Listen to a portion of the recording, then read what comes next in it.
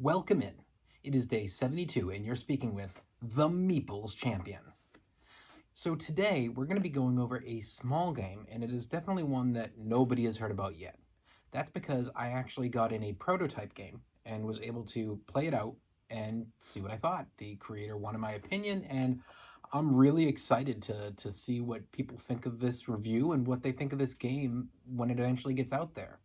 It's a small game, and as of right now, they only had the little deck of cards. There was no box or anything. So we're going to be talking about Waking Shards. There we go. So this is an interesting game. You know, it comes with about 30 plus cards. It's all about these shards that you start the game where each person has one shard. One shard allows somebody to go first, and has the option to bring the shard back into their hand if they wish to. The other shard allows the person to take 2 turns. So when it's their turn, they can play 2 cards instead of 1. You each get 4 cards to start. This is based on the duel factor that they do. So it's 4 cards to start, and you each pick 1 card, and at the same time you reveal them, and those cards will be put face up into a discard. That matters because 1, you don't want somebody having an advantage over the other, and 2, having this discard is huge. A lot of cards access the discard. So putting out a card might affect what the other person chooses, because they might realize, I want that card, so I definitely want to keep this weaker card. The way it works on your turn is that normally all you do is simply play a card face up. It's going to have its power at the top. Now the power is extremely important because the more power you have, the likelihood of winning the round is way higher. So if you play a card with just 1 power, it's pretty weak. At the same time, it seems like the weaker power comes with the better abilities. So as you slowly see a power start to shift up, its abilities start to get worse. For instance, there is a Titan in this game that is worth 5 power. Now, from what I saw, it was the most powerful in the deck. But in order to play it, you have to destroy one of your own cards. So you're likely going to be taking at least a 1 power hit. But for a 5 power plus, that's a huge amount. So of course you're going to do it. And by putting it out there, though, you are risking the possibility of, is somebody going to have a way to destroy it? Is somebody going to have a way to shift it? Is somebody going to be able to get that to the discard, have a second turn, immediately draw from the discard? There are possibilities. So it's all about these chaining of your different cards. There's also the shards themselves. So you each start with 1, but then there are multiple additional shards mixed into the deck that you can be drawing. These shards allow things like, for instance, one of the shards says at the start of your turn, you can pick any card in the discard and you can place it on the top of the deck. It's a huge advantage. You can make an entire decision based on, all right, well, I so happen to draw this shard at the beginning, and I saw that my other 3 cards, one of them was a card that allowed me to affect what, basically looking at the top card, and if it was a mage, I'd get to keep it. So I'm going to play the shard, and then I'll be able to put something from the discard in and play this card at some point and be able to grab it immediately. That's huge. It's an interesting little game. It's very quick. It's first to win 3 rounds, so max is 5 rounds played. The round only takes a couple minutes. It's very simple. It's easy to get through. I found it to be a pretty fun game. But on this channel, we judge things based on my 7 categories. So why don't we jump into those, have a little discussion, and see if this really lands. So, category 1, art. Well, I can't judge this based on box or anything like that, because it's a prototype that wasn't supplied yet. But as far as the cards went, I thought that the cards looked really nice. It was a unique and, subtle art, a little bit dark, but I don't mind that. I thought that they had a nice look for the back of the cards. And they did send me a digital shot of the rules, which definitely kept up that same feel of the coloring and the look. It was easy to read through. Thumbs up. I think they did a good job on their art.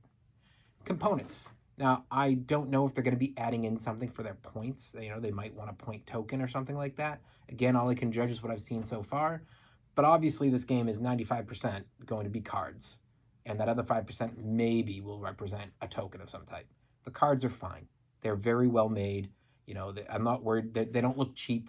They don't feel like they're easily going to tear. It doesn't look like they're the type of card that's going to wear easy. So I think they did a good job on the components. Thumbs up. Your price. Now, that's something that's more of me mentioning what do I think, because we don't know where the price is going to fall on this. This is a small deck of cards. The hope is that this is not going to be a largely priced game. If this went above 15, that would be an immediate thumbs down for me. Honestly, I feel like $10 is their max, $5 is their low, and it's somewhere in that range this will land. You know, you're going to have to see if they decide to make the tokens for the points. Now, since it's only to 3 points for the victor, since it's only possible of 5 points being given out, you're only talking about putting out one little punch board with some points there. You know, even more so is it's just, it shouldn't be a big box. This should barely be more than just a small little box. You know, I really could see this being as low as $7 or $8, but I think $10 is a reasonable amount. And, you know, maybe cost of making this, I don't know how that might work if it's a smaller market and such, you know, maybe $12. But if it gets up to 15, that's too much. So really my numbers say I can't imagine it being less than 5. I can't see it truly going beyond 10, but I could understand to 12. That's kind of your ranges. So obviously no thumbs up, thumbs down here. We have to wait for that. Difficulty. I pulled it out. I decided let's sit down with somebody and play this one-on-one and try out this dual factor. We played a few games. It was pretty easy to learn. You know, there's a little bit of luck in there on your draws, but there's also not a whole bunch of cards. So it gives you that option of, okay, well, for the most part, you have an idea what's going on, and you have that little discard at the beginning. Let's see how you strategize out from here. I thought that the difficulty was pretty easy to come up with your strategies and to adjust. You know, I had a couple blowaway rounds, and I had a couple rounds where somebody lost by a point. You know, and the ability to say switch shards was huge because one of the shards allowed that, yes, you could play the 2 cards per round. It also counted as a tiebreaker. So that was huge, where it was like, okay, well, I now have this, so all I have to do is tie you to get the win.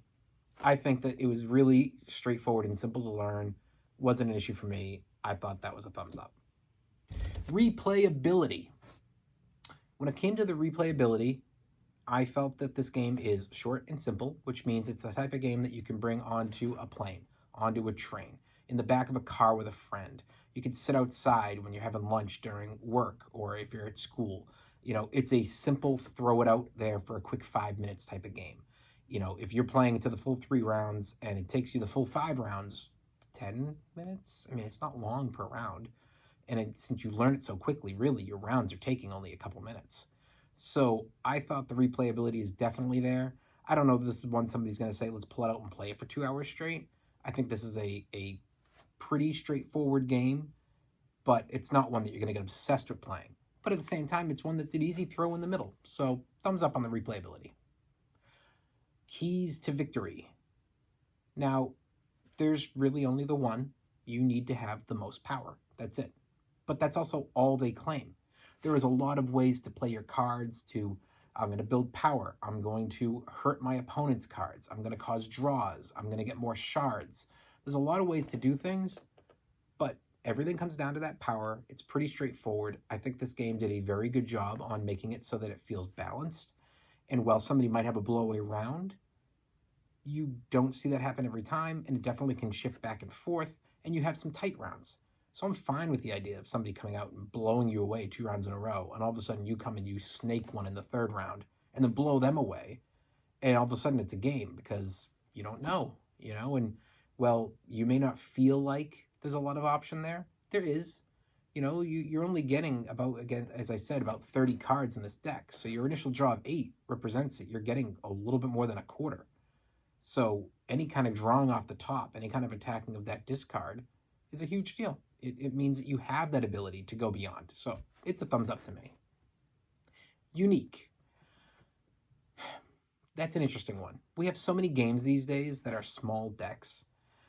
But usually when you see that, it's either an old game, stuff that we don't really see anymore, you know, Slapjack and stuff like that with the old school 52 card deck, or it's a game that is a trick-taking game, which I love. Those are some of my favorite games.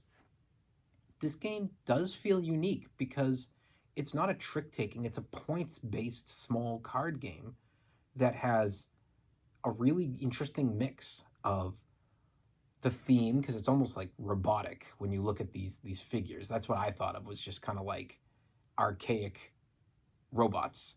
And then mixed in with the powers, trying to get points per round, trying to get the power itself up. I mean, I just couldn't think of another game on this small scale that really compared. And I'm sure there's some big games that maybe you'll go, oh, well, they do this in a much more intricate way with the board and that. But that's not comparable. This is a quick pull it out. You could play this in 5 minutes to 10 minutes and be done. It's a card game. And I don't think there's any other card game I've seen do that. So I think that it's very unique, and I give it a big thumbs up. So overall, what do I think? I think it's a game that when it comes out, I'm excited to see how it comes out, how big of a release it is, where that price area is. But overall, it seems like a fun game. I don't think this game's going to explode. I don't think it's going to be something that everybody has to own. Like, you know, when you think of games like The Crew. The Crew was a smaller game that exploded and it was huge. Now, it was more intricate than a regular card game, but at the end of the day, it had very few pieces in it. I don't expect that for this. But this could be a game like No Thanks, where it's just out there. It's on most shelves. You could find it in retail. It's a game that people can pick up quick, play with anybody. It's not that hard to learn. It could easily become that, you know, maybe they're just small and it's a 5,000, game release, or maybe it ends up being one of those things that through the years creeps in and all of a sudden you're like, man, decade later, they sold like 500,000 copies. You never know. That's up to the combination of just how much effort when it comes to marketing and getting out there that the creators have done, and when it comes to how much somebody's willing to give it a chance. I think you should give it a chance. It's definitely one that when I looked at it at first, I was like, what exactly is this? And I wasn't off put, but I was not expecting a lot. And while I don't think I got an A+, I think I got for what it is, a solid game. I'm happy I got to play it. I'm happy it's in my collection. And I think you should try it when you get the chance. And if that price isn't bad, buy it. Because it's awesome to have a game that doesn't feel like somebody can really just run away with it all the rounds. Doesn't feel like somebody can be so good that nobody has a chance against them, but it does matter if you know what you're doing. And have a game that's that quick. So for me, I really enjoyed it. But that's just my opinion. It's up to you guys to wait, see the release, try to get your hands on it, and figure it out and get your opinion out there. But until that day comes, hopefully I can give you guys an update as to whether this is a Kickstarter, whether this ends up going directly to retail. I hope you get the chance to judge it for yourselves. Well, this has been day 72. You've been speaking with the Meeples champion, and we've been talking about shards. You can like, share, subscribe, and check down below in the description. I obviously can't put anything there yet, but when the day does come that this is out, I'll try to go back and add in an Amazon link so that hopefully the viewers watching this in a couple years might have a chance to buy it from here. Until next time, I'll talk to you tomorrow.